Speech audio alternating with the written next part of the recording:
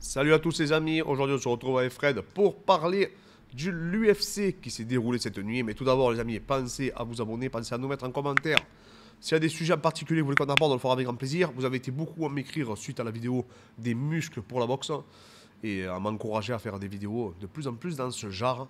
Et si ça vous intéresse, on le fera en tout cas. Alors c'est sûr que c'est pas les vidéos où on va faire le plus de vues, mais elles sont sourcées scientifiquement, c'est plutôt rare. Et voilà, on essaye d'éduquer le monde du MMA et le monde sportif tout court. Donc, tu vois, moi je me suis régalé avec cette vidéo. Bon, tant mieux. Donc, les amis, on démarre, Fred. On va commencer par le main event. Il fait débat aujourd'hui. Hein. Ouais, Cannonier, Strickland. Bon, pas le combat le plus spectaculaire. Hein. Bah, les deux, de toute manière, ils sont pas connus pour faire des combats. Ouais, Strickland n'a jamais fait des gros. Des fois, il est opportuniste, tu vois, mais bon. Ouais, mais là, après Cannonier, il est tellement dangereux. Ah, il est trop C'est dangereux. dur de s'exprimer sur lui. On peut pas lui en vouloir d'avoir fait que du jab pendant 5 rounds. On peut pas avoir pris trop de risques. C'est Ah, mais facile de dire. De toute façon, c'est un rocher. Hein. Ouais, il est dangereux, il est animal, il est bestial. Avec ses overhands, ça part de loin. Et s'il vous touche, vous savez que vous dormez. Hein. Même ses calf kicks là qu'il a envoyé, c'était bien. Même d'ailleurs pour contrer le jab, il a bien géré. Décision pour Cannonier. Toi, ça te choque pas, tu me dis. Non, moi ça me choque pas. Franchement, ça aurait été l'un ou l'autre, ça m'aurait pas Ouais, trop moi, je suis choqué. pareil.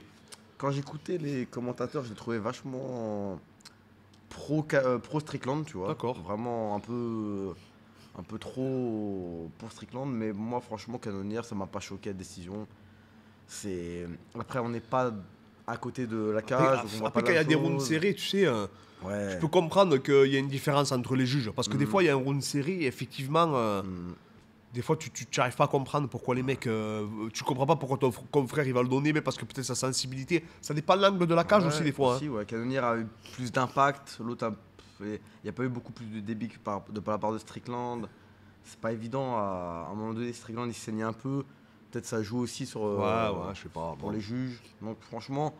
Enfin, j'ai pas trouvé que c'était un combat très intéressant. Non, en non tout cas, plus. tactique, stratégique, certes. Mais techniquement, j'ai pas trouvé ça exceptionnel. Par contre, le combat d'après, Ah, la fait d'avant, du coup, hein, Saroukian vous contre avez dit- Ismagulov. Smagulov. Donc, vous avez été beaucoup à m'écrire, à me dire ouais, Clément, Saroukian, ça va être dur. Vous avez vu, il a 24-1. Smagulov, donc il a plus de victoires que Saroukian a de combats dans sa carrière. Hein. C'est un véritable monstre. Ils n'ont pas du tout le même palmarès. Mais faites attention, les amis. Hein. On vous le dit souvent, hein, Fred. Quand on est dans le circuit de l'Est, il y a beaucoup de combattants qui ont des 20-0. Et vous avez vu hier, même s'il a bien défendu, même s'il a été solide, il a perdu les 3 rounds à plat de couture. Quoi. Il s'est fait. Moi, je pensais que ce serait beaucoup plus dur pour Saroukian. Je pensais que ce Non, serait moi, beaucoup plus dur. tu vois. déjà au dernier match, pour moi, Damir, il avait perdu contre Shikadze. D'accord, C'est c'est vrai que pour c'était moi. serré. Ouais, il avait perdu. Franchement, ils ont. Comme Gamrot avait gagné normalement contre Shikadze, il y en a beaucoup qui disent qu'ils lui ont rendu la monnaie de sa pièce. D'accord. Mais moi, en tout cas, déjà la dernière fois, quand il est arrivé, je me suis dit, bon, j'ai compris que ça allait être dur pour Non, lui. c'était pas Shikadze, c'était Pardon. Gutala. Voilà, Gutaladze, c'est pas Ah Shikadze, ouais. pardon, excusez-moi. Gutaladze. Alors, vous connaissez mes noms, hein, moi.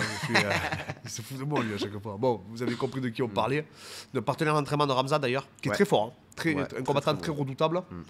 Et du coup, Damir, je savais que ça allait être un gros prospect, un gros combattant, mais j'ai du mal à le voir arriver au top 5 et battre des top 5, tu vois.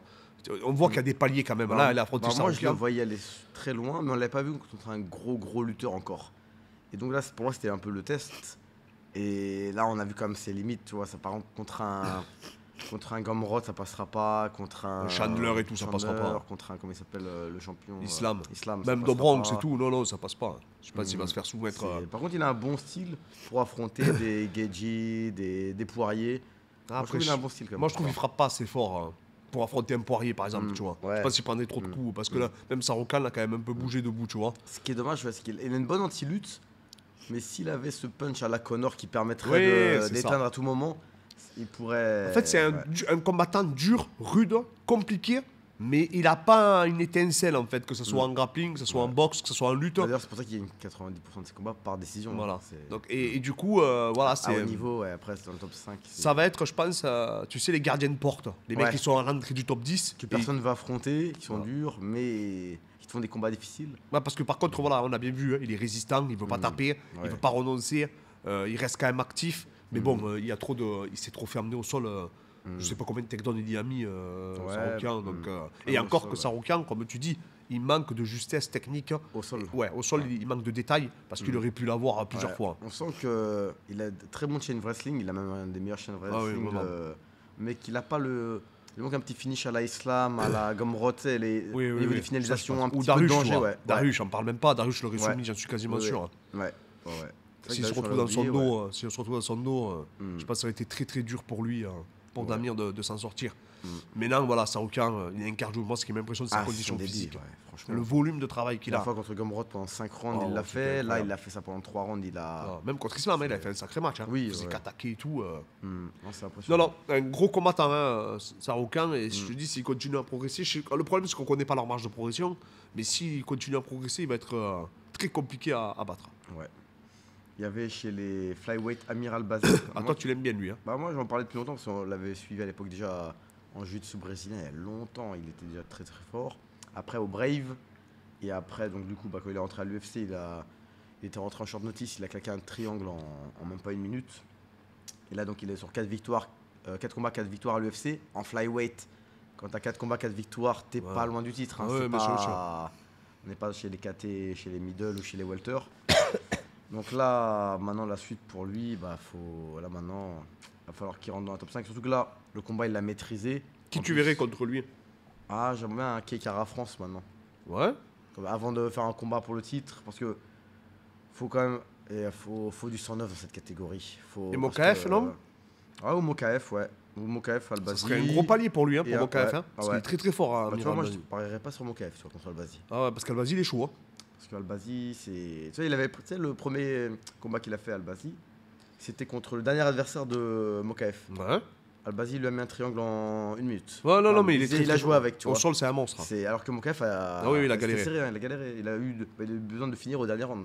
Sinon, il perdait le combat. Ouais. Donc, franchement, des fois, il y a des petits prospects qu'on parle moins, par exemple, que Mokaev, parce qu'il y a moins Bien de sûr. hype autour. Mais pour moi, il n'est pas moins dangereux que Mokaev. Ah oui, non, mais je pense que ça serait un très beau match entre les deux. Après, on a eu Alex Caceres contre Erosa. Bon, victoire de Caceres, donc du coup, au premier round par KO. Drew Dober qui met KO Moby Green. Ouais, j'ai pas vu ce combat. J'ai pas vu le combat Franchement, non j'ai plus. pas vu. Là, c'est- Mais bah, de toute façon, c'était bagarreur. Hein. Ouais, c'est. Là, c'est pour un coup. C'est Saïd, hein, alors Nurmagomedov, que tu me disais. Ouais. Parce qu'après, quand j'ai visionné le match, parce Ouais. que c'est lui qui il avait vu avant moi, Contre Karamonov. Enfin, je sais pas si je le prononce bien. gros lutteur sur l'adversaire. Hein. Ouais, très fort. Ah, il a gros- dominé en lutte Saïd Nurmagomedov. Ouais, au deuxième round, c'était compliqué hein, pour Saïd. Hein. Ah, Même, franchement, je pensais pas qu'il allait gagner. Je me suis dit, ah, là, ils ont pas mis un cadeau. Comme quoi, il y a des mecs, Ouais. on les connaît pas trop, mais ils sont chauds, quoi. Et surtout, ce qui est marrant, c'est qu'au premier round, donc, il rentre en lutte sur Saïd. Saïd qui fait ce qu'il appelle le ninja shock, enfin sa guillotine, Oui, oui. comme un RNC, mais en guillotine. Et comment ça s'appelle et Ramonov, il en a rien à foutre. Il continue. Et au deuxième round, il rentre sans setup, il rentre quand même. Et l'autre, pareil, retente et ça passe pas. Ça passe vers la fin du deuxième round, peut-être parce que Ouais, il la était fatigué, peut-être aussi. ou... Mais il n'a pas eu peur de cet étranglement. Hein. C'est l'étranglement qu'il avait mis à Cody Stamann. Ouais, bien sûr, bien sûr. Et Non, mais franchement, j'ai été impressionné par son adversaire, en fait. Ouais, Moi, ouais, je franchement, m'attendais pas du tout à une telle opposition de sa part. Et je te dis, je voyais plus Saïd Nurmagomedov. Je me suis dit, bah, là, il se fait vraiment malmener, bouger. Je me suis dit, ça passera pas. Et après, il a réussi à sortir. Et ben, tu sais, des fois, quand on a un spécial comme ça, il Ouais. faut capitaliser dessus. Et c'est ce qu'il a très bien fait. Hein. Mais pareil, du coup, c'est Nurmagomedov, on avait une grosse hype dessus parce qu'il a soumis en 1 minute Cody Stamann. Là, je me dis contre un Ricky Simmons ou autre, hein, ça va être chaud quand même. Ah, Ça bah, va être, après, oui, tu pareil. sais, sur un Merab qui craque Ah, pas, non, ça va être dur. Hein, c'est- Non, mais après, de toute façon, dans sa catégorie, c'est la catégorie des enfers. Hein. Ouais. Il y a les Petroyan et compagnie, tu fais quoi hein. Là, c'est. Donc, du coup. Tu vois, c'est des mecs, c'est des rochers. Hein. Ouais. Donc là, du coup, sur ce combat-là, il y a alerte quand même. Là, franchement. Et surtout tu vois que que- même à la fin du combat, il est pas bien. Il dit qu'il aurait pu continuer 3-4 rounds, mais il met du temps avant de se relever tellement il est fatigué. Et on est Ouais, qu'au j'ai deuxième. vu l'autre le salut et tout, il reste à genoux, il Ouais. bouge pas, même quand ça dégaine et tout, hein, ça va être dur. Hein. Ouais, parce que le Là, cette, cardio...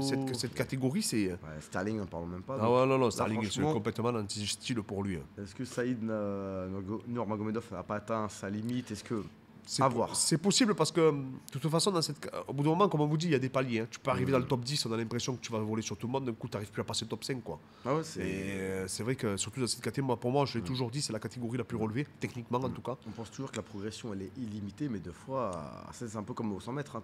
Tu as atteint ta vitesse de max, tu bats pas ton record.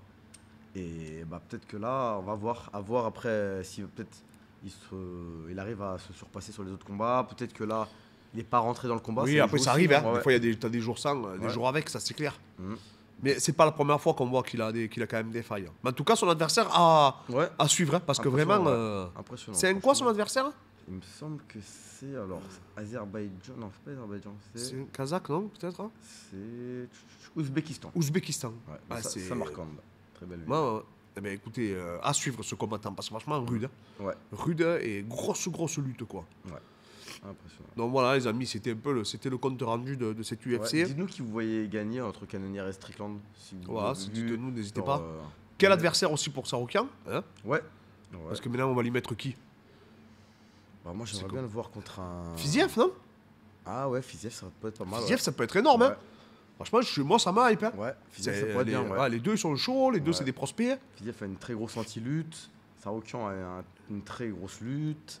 Et Damir revanche, non, peut-être hein? Contre Kutaladze. Ouais. Ouais, ou ça peut être pas mal. Ou alors, comme tu dis, un gatekeeper pour un mec qui aimerait rentrer dans le top 15. Ouais, bon, ce qu'il va vouloir. Damir. Ouais. Bah, comme ils sont une défaite, après, deux fois, t'as pas trop le choix. Ouais, après, pour te refaire une santé, tu me diras. Ouais. Peut-être contre un Jalen Turner ou un mec qui veut rentrer dans le top 15 et que. Un Benoît Sani, ça pourrait être pas mal. Ah, après son prochain combat. Ouais. Benoît, ça serait génial. Ça pourrait faire monter les classements. Ouais. Voilà, les amis. Mais en tout cas, merci encore à tous. N'hésitez pas, comme je vous dis, dans les commentaires à nous mettre s'il y a des sujets en particulier que vous voulez qu'on aborde. Et là, de toute façon, nous, on part en vacances, mais on continuera à vous produire des vidéos, les amis. Allez, à très vite.